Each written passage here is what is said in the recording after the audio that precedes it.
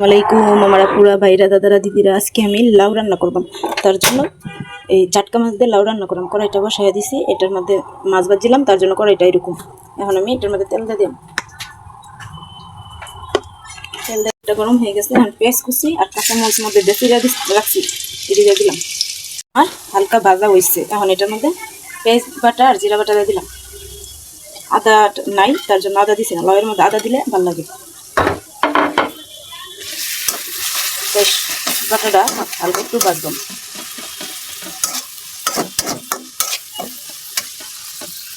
আমার ভিডিওগুলো তো আপনারা দেখাবেন না, উল্টা বা ঠেল্লা খাওয়া লাগে। ভাজা হয়েছে, এখন এটার মধ্যে ধনিয়ার গুঁড়া,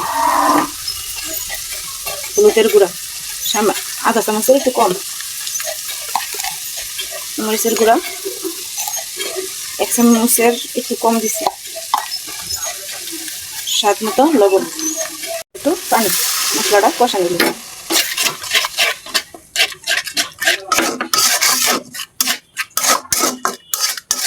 আমি যেভাবে সবসময় রান্ধি এইভাবে রান্না ভিডিও করি।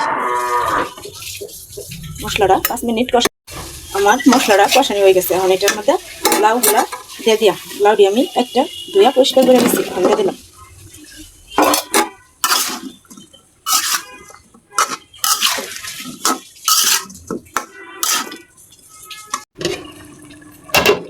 লাউটা লাড়া দিয়ে দিলাম। লাউতে পানি উঠবো, এক্সট্রা পানি আর দুম লাগতো না আমার।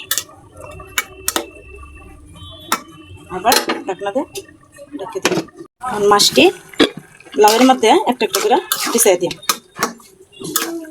লাউয়ের মধ্যে মাছটি আমি বিছিয়ে দিই। টাটকা মাছগুলা হালকা বাজার দিয়েছিলাম।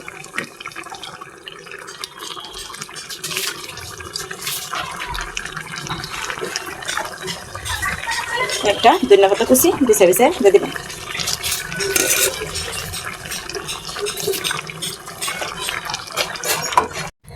আমার লাউ দিয়া ঝাটকা মাছের তরকারিটা হয়ে গেছে। ভিডিওটা দেখার জন্য অসংখ্য ধন্যবাদ।